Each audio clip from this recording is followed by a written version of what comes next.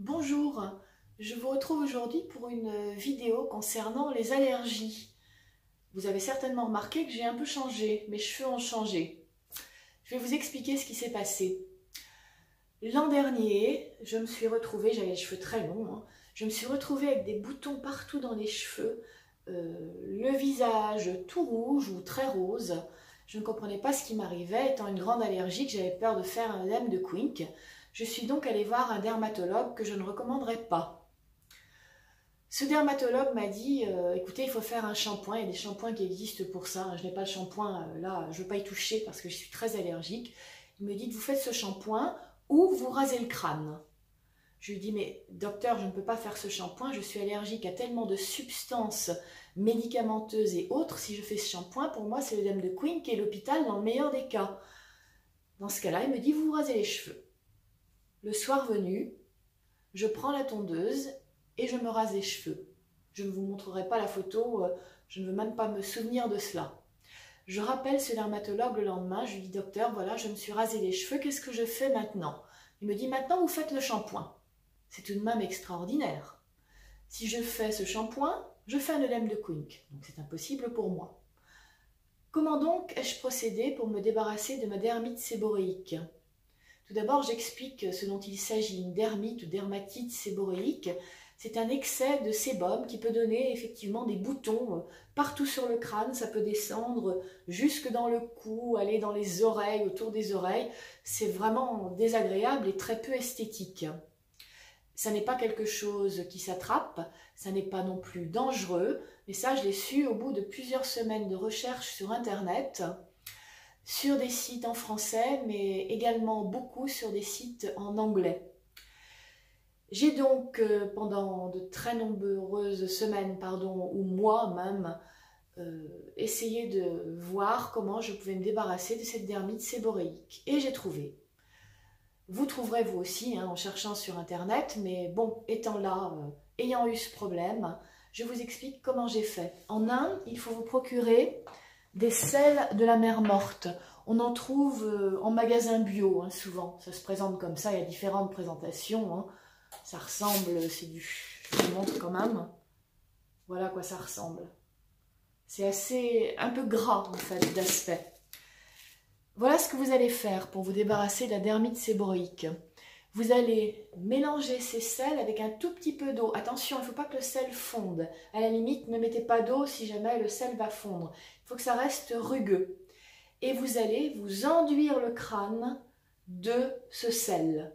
Donc en fait, il s'agit tout simplement d'essayer d'enlever un maximum de sébum, de croûte, parce qu'il y a des croûtes également lorsqu'on a une dermite séboréique. Bon, c'est pas quelque chose de très agréable à faire, mais il faut le faire. Vous mettez au-dessus du lavabo et vous frottez, frottez, frottez, frottez partout. Puis vous rincez uniquement à l'eau minérale et non pas à l'eau du robinet qui contient apparemment des choses qui ne sont pas bonnes pour la dermite séboréique.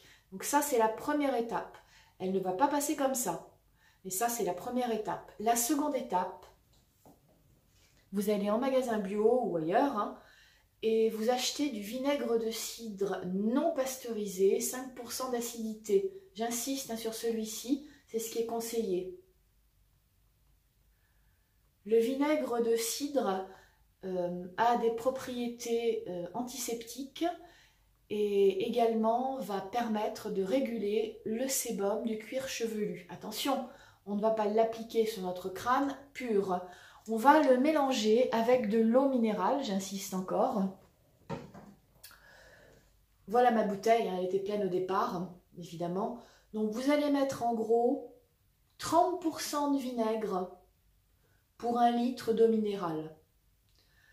Vous allez rajouter à cela quelques gouttes d'huile essentielle de tea tree ou d'arbre à thé qui a des propriétés antifongiques, antiseptiques, vraiment très utiles.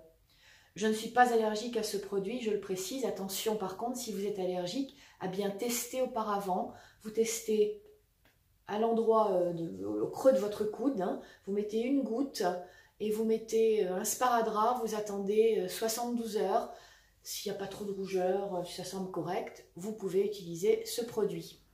Vous mélangez bien.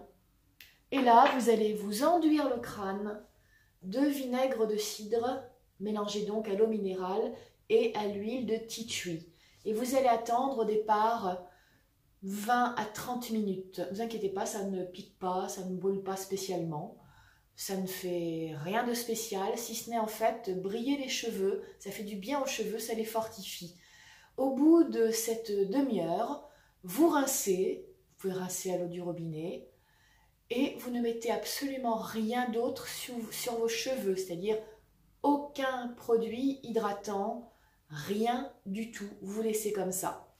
Et vous allez faire cela au départ tous les jours, jusqu'à ce que vous n'ayez plus de boutons du tout dans le crâne, sur le crâne, pardon, ou dans le cou ou autour des oreilles. Pour le vinaigre, il faut bien en mettre aussi autour des oreilles.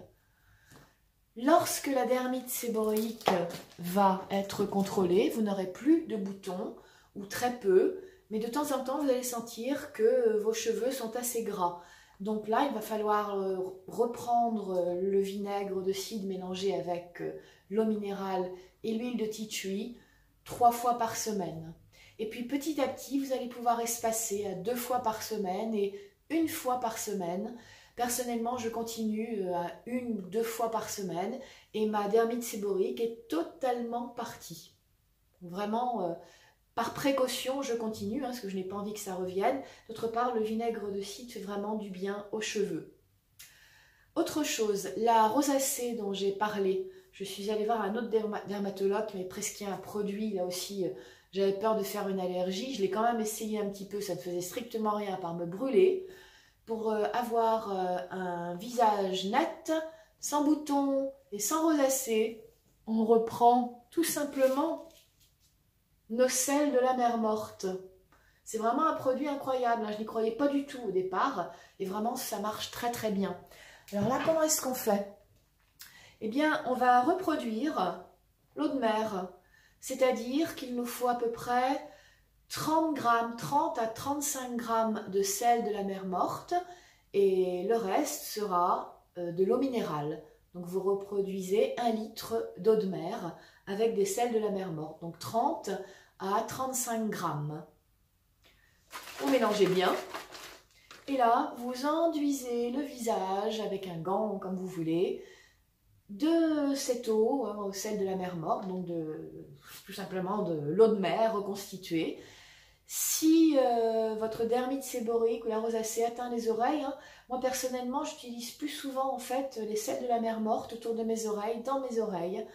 Et j'ai fait cela au départ chaque jour, puis j'ai espacé, maintenant je suis arrivée à 2 jours par semaine, parfois c'est 1 jour par semaine. Je n'ai absolument plus de rosacée, mes oreilles sont impeccables. Et surtout, je m'aperçois que ma peau est de plus en plus belle, je n'ai même plus de boutons. Vous savez qu'il y a des gens, notamment aux États-Unis, qui vont dans des centres où les gens reproduisent justement la mer morte, avec des sels de la mer morte et de l'eau, et ils prennent des bains pendant 1 demi-heure allongés, à écouter de la musique, parce que cela traite les problèmes de peau. Donc c'est vraiment quelque chose qui fonctionne très très bien. Donc voilà pour la dermite séborréique, je vous conseille vraiment d'essayer, ça marche véritablement. Alors en attendant, bon, mes cheveux repoussent, c'est bien long, surtout n'allez pas vous raser les cheveux, c'est complètement inutile, ce traitement-là fonctionne. J'avais dit également que je parlerais de la manière dont je lave mon linge, car je suis allergique, comme je l'avais précisé la dernière fois, à toutes les lessives que j'ai essayées, bio ou non. Évidemment, je ne les ai pas toutes essayées, mais ça finit par être cher. Donc, j'ai trouvé un autre moyen que vous connaissez peut-être déjà. Il s'agit tout simplement des noix de lavage. Je me les procure en magasin bio. Alors, qu'est-ce qu'une noix de lavage pour ceux qui ne savent pas? Une noix naturelle qui contient donc du savon. Ce savon est libéré par la chaleur.